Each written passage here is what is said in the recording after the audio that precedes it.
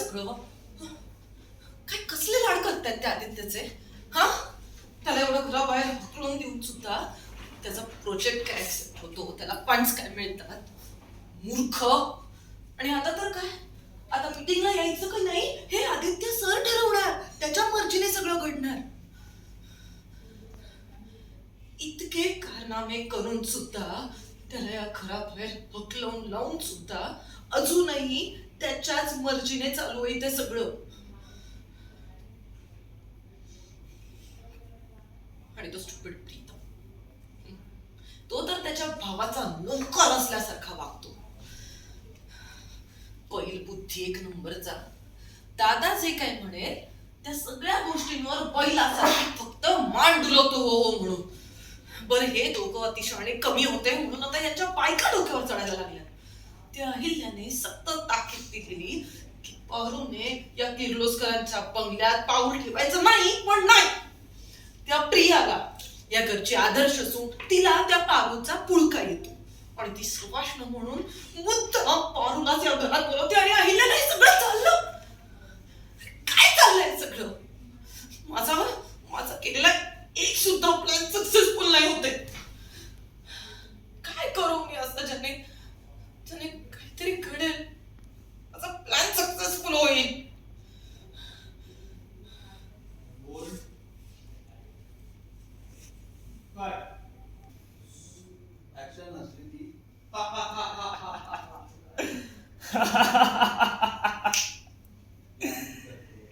एवढं कळतं तुला की या घरातला तुझा एकही प्लॅन सक्सेस होत नाही, तरी आणखी नवीन प्लॅनिंग का करत बसतेस?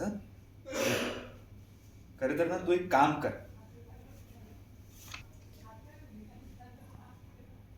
ते फुकटचा वेळ वाया घालू नकोस. आता तू बॅग भरायला सुरू कर, कारण तू काहीही केलंस तर या किर्लोस्करांचं काहीही बिघडू शकत नाहीस तू. आणि ज्या पारूशी तू सतत पंगा घेत असतेस ना, ती पारू खूप हुशार आहे. उद्या तुझ्या नाकावर टेचून ती इथे राहायला येते की बघ. तिकडे जरा तुझ्या मागून येऊ मोलकरीण या घराची मालकीण होईल. पण तू तर त्या परितोष सोबत लग्न करून पण या घरात स्वतःची जागा निर्माण करू शकत नाहीस. एवढा मोठा गेम खेळून तुझा काही उपयोग झाला नाहीये. उलट दिवसेंदिवस तुझे हालच होते ग. त्यापेक्षा निघून जा या घरातून. हा, निघून जा, ती पण कायमची. नाही,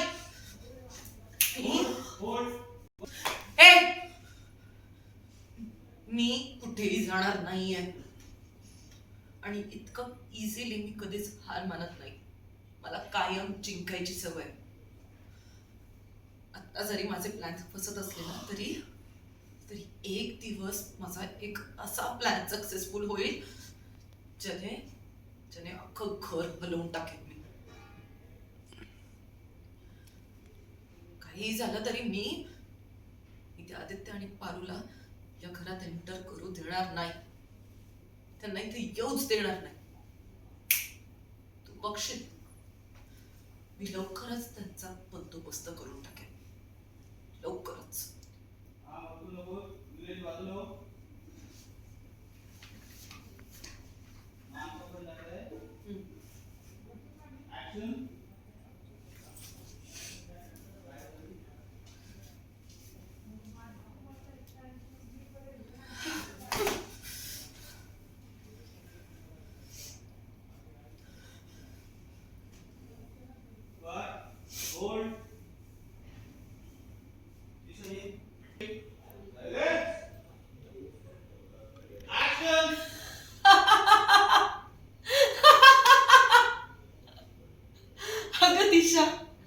एवढं कळतंय ना तुला की तुझा एकही प्लॅन इथे सक्सेसफुल होत नाहीये, तरी पण का सतत नवीन नवीन प्लॅनिंग करत असतेस तू? तू ना आता एक काम कर.